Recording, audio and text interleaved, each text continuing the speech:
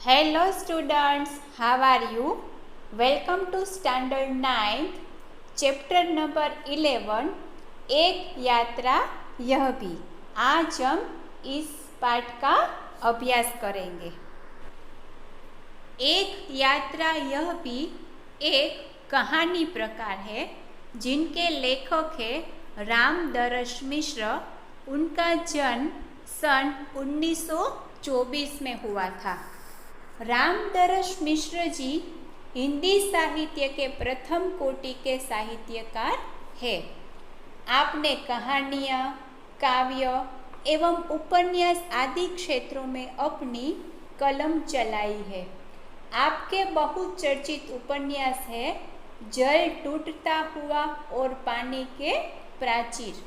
आपकी कविताओं के संग्रह है बेरंग बेनाम चिट्ठियाँ, पक गई है धूप, जुलूस कहाँ जा रहा है, आम के पत्ते।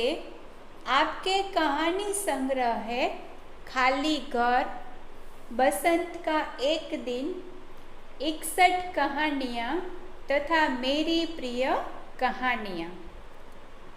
आम के पत्ते काव्य संग्रह को व्यास सम्मान से सम्मानित किया गया है। आपका हिंदी अकादमी में शिखर सम्मान एवं उत्तर प्रदेश हिंदी संस्थान के भारत भारती पुरस्कार से प्रतिष्ठित किया गया है। एक यात्रा यह भी कहानी में रिक्शा वाले से परिचित होने पर उसके जीवन की घटनाओं से नारी के प्रति उसका दृष्टिकोण देखकर तथा जीवन में उतारे गए कर्तव्य बोध से प्रेरणा प्राप्त होती है। स्त्री सम्मान, स्त्री सुरक्षा एवं आत्मीयतापूर्ण संबंधों को ही खूबी से प्रस्तुत किया गया है, जो अत्यंत प्रेरक है। प्रस्तुत कहानी एक रिक्शा वाले से संबंधित है। शिक्षित रिक्शा वाले के पास इंसानियत से भरा हुआ दिल है। वह संकट में पड़ी हुई एक युवती से विवाह कर लेता है।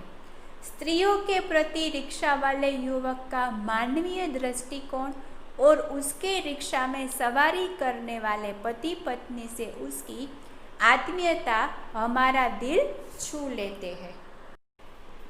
आओ तो शुरू करते हैं कहानी एक यात्रा यह भी। मैं बहुत यात्रा भीरू हूँ। यात्रा पर निकलते समय डर बना होता है कि पता नहीं कैसे कैसे लोगों से पाला पड़ेगा।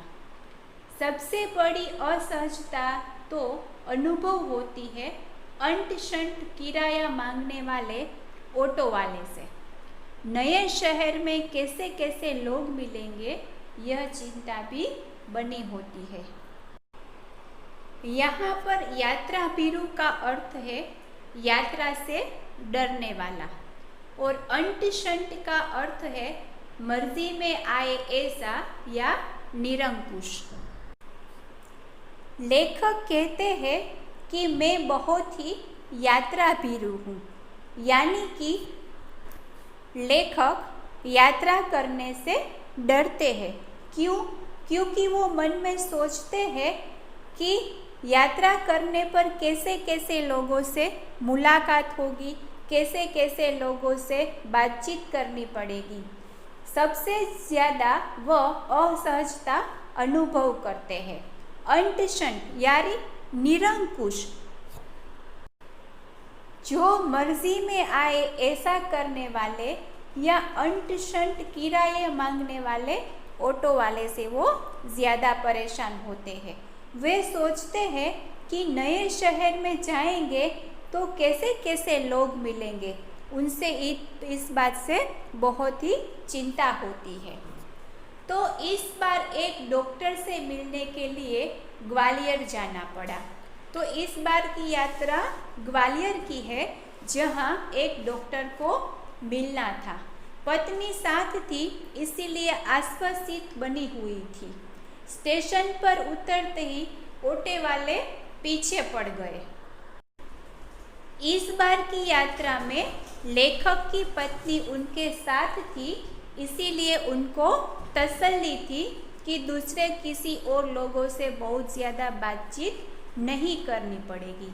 स्टेशन पर उतरते ही ऑटो वाले की लाइन लग जाती है और वो पीछे पड़ गए। हम चुपचाप आगे बढ़ते रहे। एक नवयुवक ऑटो वाले के साथ हम गए। हम कुछ बोले बिना आगे बढ़ते रहे कि उसकी आवाज़ आई, बाबूजी आप आखिर कहाँ जाएंगे? और कोई ऑटो करेंगे ही तो फिर मेरा ऑटो क्यों नहीं? उसकी जिद और आवाज़ में कुछ ऐसा आकर्षण महसूस हुआ कि मैंने स्वीकृति दे दी। स्टेशन पर उतरते ही ऑटो वाले की लाइन लग जाती है कि मेरी ऑटो में चलो, मेरी ऑटो में चलो। इतने में एक ऑटो वाला नवयुवक लेखक को बाबूजी कहकर पुकारता है और अपनी ऑटो में आने के लिए उनको बोलता है और वो कहता है कि आप दूसरी ऑटो से जाएंगे तो मेरी ऑटो में आप क्यों आना नहीं चाहते? इसकी ऐसी बातें सुनकर लेखक को उसकी आवाज़ में एक आकर्षक महसूस हुआ और उसने उसको स्वीकृति दे दी, यानी कि उसके साथ चलने के लिए लेखक रजामंद हो गए। वह प्रेम भरी बातें करता रहा और हमें डॉक्टर के यहाँ पहुँचा दिया। उसके द्वारा बताए वांछित पैसे देकर डॉक्टर के घर की कॉल बेल बजाई। ज्ञात हुआ कि डॉक्टर ने क्लिनिक की जगह बदल दी है। रास्ते में ऑटो वाला प्रेम भरी बातें करता रहा और हमें डॉक्टर के यहाँ पहुँचा दिया। उसके द्वारा उसकी इच्छा अनुसार उसने पैसे लिए और हमने डॉक्टर की बेल बजाई। वहाँ पहुंचकर पता चला कि डॉक्टर ने क्लिनिक की जगह बदल दी है। ऑटो वाला बिना हमारे कहे हमारा इंतज़ार कर रहा था। हमें नई जगह पहुंचा दिया। मैंने पूछा कितने पैसे दे दूं? ऑटो वाले को रुकने के लिए भी नहीं बोला था, फिर भी वो लेखक का इंतज़ार कर रहा था और हमें डॉक्टर के नई क्लिनिक पर पहुंचा दिया। वहां पहुंचने पर मैंने उससे पूछा कि कितने पैसे दूं? तो ऑटो वाला बोलता है, बाबूजी जो इच्छा हो दे दीजिए। वैसे डॉक्टर के घर से यहाँ तक का किराया तो अतिरिक्त हो गया है ना। उसने बोला कि बाबूजी आपकी जो इच्छा है वो आप दे दीजिए। डॉक्टर के घर से यहाँ तक पहुँचने का किराया तो उससे अतिरिक्त हो गया है ना। उसने पूछा बाबूजी यहाँ से कहाँ जाएंगे? ऑटो वाले ने लेखक से पूछा कि यहाँ से आप कहाँ जाओगे? मैंने होटल का नाम बता दिया और कहा भाई तुम जाओ, यहाँ देर लग सकती है। लेखक ने होटल का नाम बताया कि मुझे तो इस होटल पर जाना है, लेकिन लेखक ने ऑटो वाले से कहा कि आप तुम जाओ, मुझे यहाँ देर लग सकती है। वह कुछ बोला नहीं। हम डॉक्टर के पास चले गए। घंटा भर बाद निकले तो देखा वह वहीं खड़ा था। अब हमसे महसूस होने लगा था कि यह ऑटो वाला कुछ और है। वह हमारे भीतर घर करता गया। होटल पर छोड़कर उसने पूछा फिर कब आऊं? लेखक ने बोला कि भाई आप तुम जाओ, यहाँ पता नहीं डॉक्टर के पास हमें कितनी देर लग सकती है, घंटा भी हो सकता है, इसलिए आप यहाँ हमारी वेट मत करो, यहाँ से आप जाओ। तो ऑटो वाला वहीं खड़ा था। 1 घंटे के बाद से ज़्यादा समय हो गया था। लेखक बाहर आए तो उसने देखा ऑटो वाला वहीं खड़ा था। तो लेखक को ऐसा महसूस होने लगा कि यह ऑटो वाला सब ऑटो वाले से कुछ अलग ही है। उसने हमारे हृदय में, हमारे दिल में एक घर बना लिया। ऑटो वाले ने लेखक को होटल पर छोड़ा और पूछा फिर कब आऊँ? यानी यानी आप शहर में घूमेंगे फिरेंगे ना, आपको जहाँ जाना होगा ले चलूँगा। वैसे यहाँ कब तक है? ऑटो वाले ने बोला कि बाबूजी आप बोलो तब मैं आपको फिर से लेने आ जाऊं। तो लेखक ने पूछा यानी कि मतलब? तो ऑटो वाले ने बोला कि आप शहर में आए हो तो शहर में घूमेंगे ना, आप जहाँ भी बोलोगे मैं आपको वहाँ ले चलूँगा। आप यहाँ कितने दिन तक हो? कल शताब्दी से लौटेंगे। लेखक ने कहा कल की ही ट्रेन है, कल हमें वापस जाना है, तो आपको घुमाने के लिए कब आ जाऊं? तो ऑटो वाले ने कहा कि आप जब बोलो तब आपको घुमाने के लिए ले चलूं। भाई आज तो थके हैं, आराम करेंगे, कल घूमेंगे। तो लेखक ने जवाब दिया कि भाई आज तो बहुत ही थक गए हैं, आज तो आराम ही करना है, कल घूमने के लिए जाएंगे। ठीक है बाबूजी, यह रहा मेरा मोबाइल नंबर, मुझे फ़ोन करके बुला लीजिएगा। तो ऑटो वाले ने कहा कोई बात नहीं, ये मेरा मोबाइल नंबर है, आपको जब भी जाना हो तो मुझे फ़ोन करके बुला लीजिएगा। अरे तुमने अपना नाम तो बताया ही नहीं, लेखक ने बोला ऑटो वाले से कि आप अपना नाम बताओ, अब तक आपका नाम हम नहीं जानते हैं। मोहन। मोहन अच्छा नाम है। ऑटो वाले ने बोला मेरा नाम मोहन है, तो लेखक ने कहा मोहन अच्छा नाम है। दूसरे दिन घूमने का कार्य शुरू हो गया। दूसरी सुबह घूमने के लिए निकले। कौन? लेखक और उनकी पत्नी ऑटो वाले के साथ। बहुत प्रेम से एक के बाद एक स्थान दिखाता गया। ऑटो वाला लेखक और उनकी पत्नी को बहुत ही प्यार से एक के बाद एक स्थान की मुलाकात करवाते गया। मुझे बाबूजी और पत्नी को अम्मा नाम से संबोधित करता रहा। घूम घुमा कर होटल पर लौटे तो चाय पीने के लिए उसे भी कमरे में बुला लिया। लेखक को बाबूजी और पत्नी को अम्मा नाम से संबोधित करता रहा। फिर घूमकर होटल पर आए तो ऑटो वाले को यानी मोहन को चाय पीने के लिए उसे भी कमरे में बुला लिया गया। वह बहुत संकोच के साथ आया। उसको बहुत ही संकोच यानी शर्म महसूस हो रही थी। चाय पान के साथ हमारी पारिवारिक वार्ता शुरू हो गई। चाय और नाश्ते के साथ उसकी पारिवारिक यानी परिवार की बात शुरू हुई। पत्नी ने पूछा, बेटे तुम ग्वालियर के कहाँ हो? लेखक की पत्नी ने पूछा कि आप ग्वालियर से कहाँ से हो?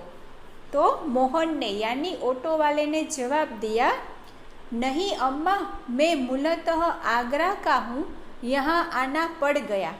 तो ऑटो वाले यानी मोहन ने कहा, नहीं अम्मा, मैं ऐसे तो आगरे का रहने वाला हूँ, यहाँ तो मुझे आना पड़ा। हमें लगा कि वह यह कहते कहते कुछ भर आया, मतलब कि वो कहते कहते उसकी हृदय भर आया, इसीलिए चुप रहे, लेकिन वह स्वयं बोलने लगा। मोहन का हृदय भर आने से लेखक और उसकी पत्नी ने आगे कुछ पूछना मुनासिब नहीं समझा, इसीलिए हम चुप रहे, लेकिन वह स्वयं बोलने लगा। आगरा में अपना घर है, माँ बाप तो बचपन में ही गुजर गए। बड़े भाई ने मेरी परवरिश की, भाई वकील है, मैं भी बीए पास हूँ, कोई नौकरी खोज रहा था कि मोहन ने कहा कि आगरा में मेरा अपना घर है, मेरे माता पिता तो बचपन में ही गुजर गए। मेरे भाई ने मेरी परवरिश की, मेरे बड़े भाई वकील है और मैं भी बीए पास हूँ, नौकरी की तलाश कर रहा था कि एक चुप्पी सी छा गई। हमें लगा कि इसके साथ कोई अवांछित घटना घटी है। उसे छेड़ा नहीं, किंतु उसने फिर कहना शुरू किया, मोहन नौकरी खोज रहा था। बस इतना कहकर वो एकदम से चुप हो गया। पूरे वातावरण में चुप्पी सी छा गई। हमें लगा, यानी कि लेखक और उनकी पत्नी को लगा कि मोहन के साथ ऐसा कुछ बना होगा, ऐसी कुछ घटना घटी होगी। फिर हमने उस बात को छेड़ना नहीं चाहा, लेकिन उसने फिर कहना शुरू किया। तो मोहन ने क्या कहा, मैं नौकरी की तलाश में इधर उधर भटक रहा था। एक दिन भटक कर लौट रहा था कि रास्ते में एक परिचित लड़की मिल गई। बदहवास सी धिधलाई हुई बोली, मोहन मुझे बचा लो। मोहन ने कहा कि मैं नौकरी की तलाश में इधर उधर भटक रहा था, तो एक दिन मुझे मेरी एक जान पहचान वाली लड़की मिली, जो बड़ी ही विकल थी और दीदियाना मतलब बहुत ही करुण स्वर में प्रार्थना कर रही थी कि मोहन मुझे बचा लो। क्यों, क्या हुआ? मोहन ने पूछा। उस लड़की ने कहा, मेरे माँ बाप एक अधेड़ के हाथ मुझे बेच रहे हैं। मैं कुएं में गिरकर जान दे दूंगी, किंतु उस खुसट अधेड़ के साथ नहीं जाऊंगी। उस लड़की ने मोहन से कहा कि मेरे माँ बाप अधेड़ यानी उससे भी बहुत ज़्यादा उम्र वाले के साथ मुझे बेच रहे हैं। मैं कुएं में जाकर अपनी जान दे दूंगी, लेकिन उस खुसट यानी कि हमें जो प्रिय नहीं है वो, और अधेड़ यानी आधेड़ उम्र का, बहुत ही ज़्यादा, हमसे भी ज़्यादा उम्र वाला पुरुष या कोई भी व्यक्ति। तो उस लड़की ने कहा कि मुझे जो अप्रिय है और आधेड़ उम्र का प्रौढ़ है, उसके साथ मैं नहीं जाऊंगी।